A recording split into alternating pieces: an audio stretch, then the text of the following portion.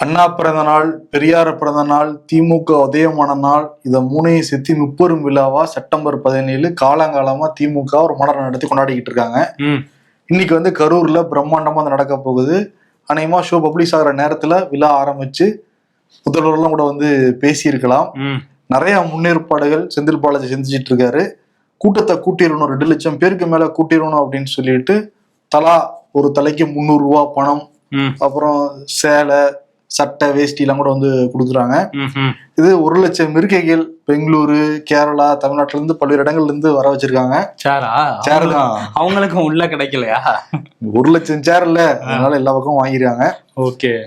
இன்னொன்னு வந்து என்னன்னா, நிறைய எம்எல்ஏக்கள் வர போறாங்க, எம்பிக்கள் வர போறாங்க அப்படிங்கிறதுனால பலத்த போலீஸ் பாதுகாப்பு வந்து போடப்பட்டிருக்கு. 1 ஐஜி, 3 வந்து டிஐஜி, அதுக்கப்புறம் எஸ்பின்னு பாக்குறப்பே 12 பேரு, இன்ஸ்பெக்டர் 46 இன்ஸ்பெக்டர். ஆஹா, அப்ப வந்து அந்த மாவட்ட எஸ்பிகள்லாம் அங்க இல்லாதனால அங்க என்ன நடக்குதோ அந்தந்த மாவட்டங்கள்ல மொத்தமா வந்து ஒரு 2900 போலீஸ்காரர்கள் பாதுகாப்பு பணியில் ஈடுபட போறாங்க.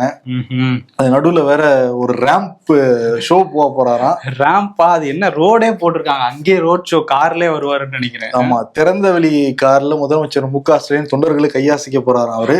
நம்ம ரேம்ப் வாக்கு கேள்விப்பட்டிருக்கோம், முதல் முறையா ரேம்ப் ஒரு கார்ல போறாரு மாடுக்கு நடுவுல அவரு. ஆமா, இதுல வந்து எல்லாருக்கும் இப்பவே சேர்ல வந்து ஒரு பையில போட்டு உதயநிதி போட்டோவும் முதலமைச்சர் ஸ்டாலின் போட்டோவும் போட்டு பேக்ல மிக்சரு, மைசூர் பாகெல்லாம் போட்டு இப்பவே வச்சிருக்கிறாங்களாம் சேர்ல. அல்வா வந்து அப்புறம் 2026 முடிஞ்சோன்னு கொடுப்பாங்க. ஏற்கனவே நமக்கு எல்லாம் கொடுத்துட்டு தான் இருக்காங்க, இங்க வர தொண்டர்கள் கொடுத்தாங்கன்னா வந்து மேட்ச் ஆயிடும். ஆமா, இப்ப வந்து அந்த கோலாகலமா இதை நடத்திடணும் அப்படிங்கறதுல இருக்கிறாங்க. ஏன்னா அதிமுகவும் சரி பாஜகவுக்கும் சரி கணிசமான ஒரு வாக்கு இங்க இருக்கிறது அந்த கொங்கு பெல்ட்ல தான்.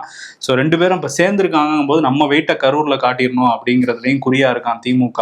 அதனால அந்த வேலைகள் நடந்துகிட்டு இருக்கு. இன்னொரு பக்கம் வந்து சேலத்துல ஒரு கூட்டத்துல கலந்துக்கிட்டாரு துணை முதலமைச்சர் உதயநிதி ஸ்டாலின். அங்க வந்து என்ன பேசியிருக்காருன்னா, பச்சை பஸ் எடுத்துக்கிட்டு ஒருத்தர் போறாரு, இன்னொரு பக்கம் மஞ்சள் பஸ் எடுத்துக்கிட்டு ஒருத்தர் போறாரு.